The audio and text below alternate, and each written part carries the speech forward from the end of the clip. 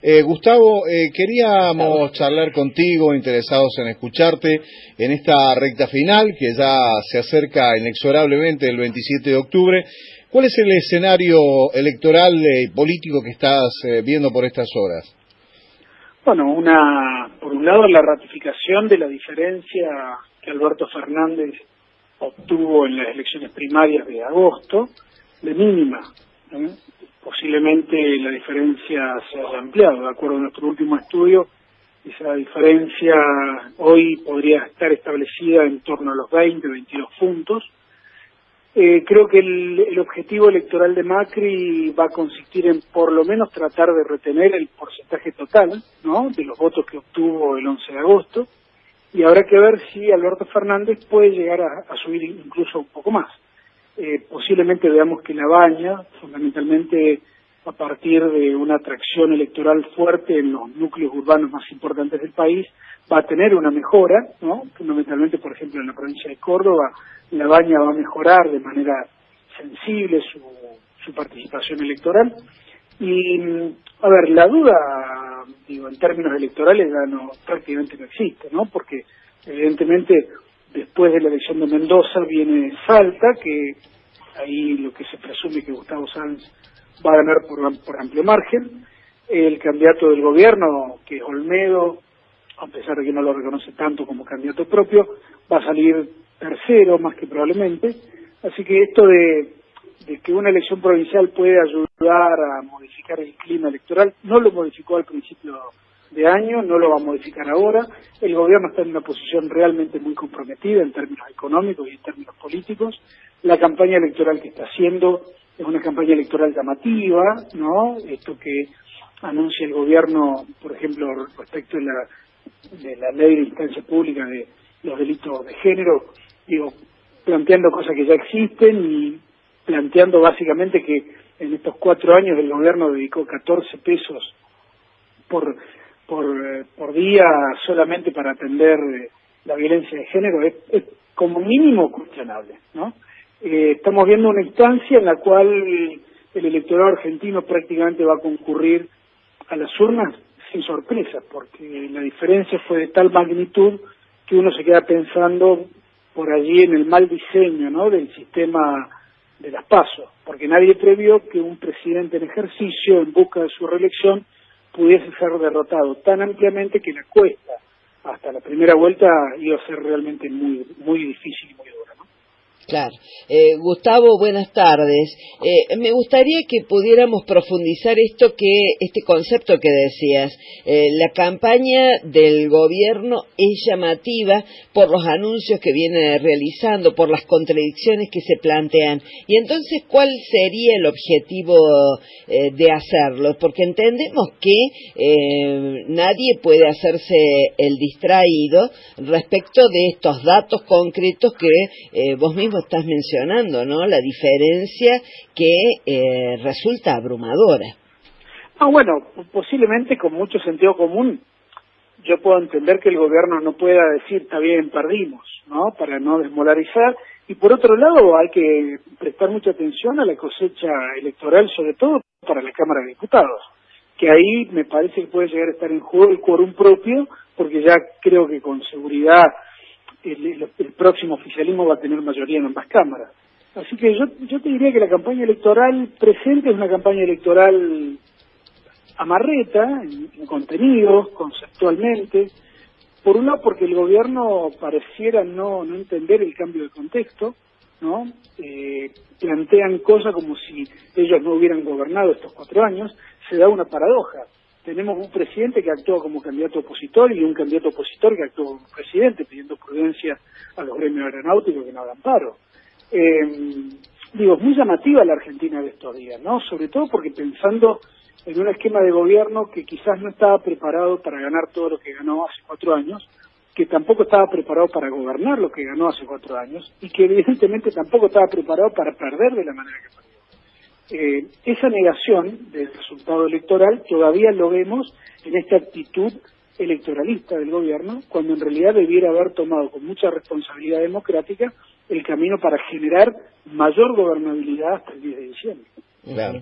Bueno, ha habido una definición clave por parte de Alberto Fernández y ha dicho que no va a pedir el adelantamiento del traspaso de mando. Esta decisión, ¿qué te sugiere o en todo caso, qué podría pasar a partir de esto que dijo Alberto Fernández? Bueno, abre claramente las puertas a, por un lado, la normalidad institucional que se va a respetar a rajatabla, y lo cual no es una mala noticia, al contrario. Por otro lado, a mí me da la idea de que es absolutamente necesario que el próximo gobierno entienda que el voto masivo, mayoritario de los argentinos no significa un cheque en blanco. Me parece que lo que se abre aquí es una nueva oportunidad de que la Argentina comience a construir consensos más allá del color partidario del presidente de turno, pero de verdad, esta vez sin exclusiones, porque la apelación a la grieta es muy buena para ganar elecciones, y de hecho Macri ganó la del 2015 y la del 2017 apelando a la grieta, pero a la hora de gobernar, esa misma grieta es una herramienta que imposibilita de manera concreta avanzar y darle mejor calidad de vida a los argentinos. Entonces, un pacto social, un pacto de unidad nacional, como quieran llamarlo, un acuerdo, la incorporación de figuras extrapartidarias o que no sean tanto del peronismo, podría darle al gobierno de Alberto Fernández una tónica diferente, una tónica y un impulso básicamente, porque estos primeros años yo creo que la prioridad debe ser, primero, alimentar a los argentinos que la están pasando realmente muy mal, trabajar para sacar de la línea de la indigencia a la mayor cantidad de gente posible, quizás haya que priorizar determinadas políticas por encima de otras, hay que apostar evidentemente a que el aparato productivo argentino comience a producir de nuevo y empiece a generar empleo, y esto va de la mano también de un gobierno con credibilidad, de un gobierno que tenga básicamente una salida electoral y una interpretación, digamos, del contexto electoral adecuado. Claro. Repregunta, en este marco de esta decisión de Alberto Fernández y donde estamos viendo una realidad social muy caliente, donde estamos viendo un proceso económico de mucho deterioro, muy grave, de alguna manera no puede ser hasta peligroso, si bien uno valora, también coincide en valorar la cuestión de la institucionalidad. ¿No puede ser peligroso en alguna manera esto de querer sostener la institucionalidad a toda costa, respetando el mandato del 10 de diciembre? Pero sí, Raúl, yo creo que sí. A ver, yo creo que en democracia no hay urgencia que valga para transgredir esta cuestión. Además, en realidad, si el gobierno entiende la naturaleza política del contexto, evidentemente, después del 27 de octubre va a haber un acuerdo de gobernabilidad hasta el 10 de diciembre. Esto me parece que se cae de maduro que va a ser así. Lo que a mí me llama la atención es esta negación, ¿no?, de las principales figuras del gobierno que parecieran no entender y el verdadero resultado del 11 de agosto. Digo, la mención hoy del jefe de gabinete ministro diciendo que el día después de que gane Macri la economía argentina va a mejorar, ¿no? Digo, está dicho con cinismo, con una ironía, con un desapego de la realidad, negando el resultado electoral, porque evidentemente al gobierno no solamente lo afectó el tema de la economía, lo afectó también la interpretación política de la realidad, y ahí creo yo que este gobierno no va a ser bien recordado por sus capacidades, ¿no? Posiblemente entre la historia por esta cuestión del traspaso normal en tiempo y forma, digamos un gobierno no peronista que le entrega el mando a otro gobierno, y el de haber sido por allí, hace 4 años, un gobierno de alternancia entre 2 gobiernos peronistas, pero evidentemente va a pasar también a la historia por ser uno de los más improvisados en materia política y económica, ¿no? Por otra parte, Gustavo, también llama la atención la insistencia en lo que en la calle se denomina la mentira.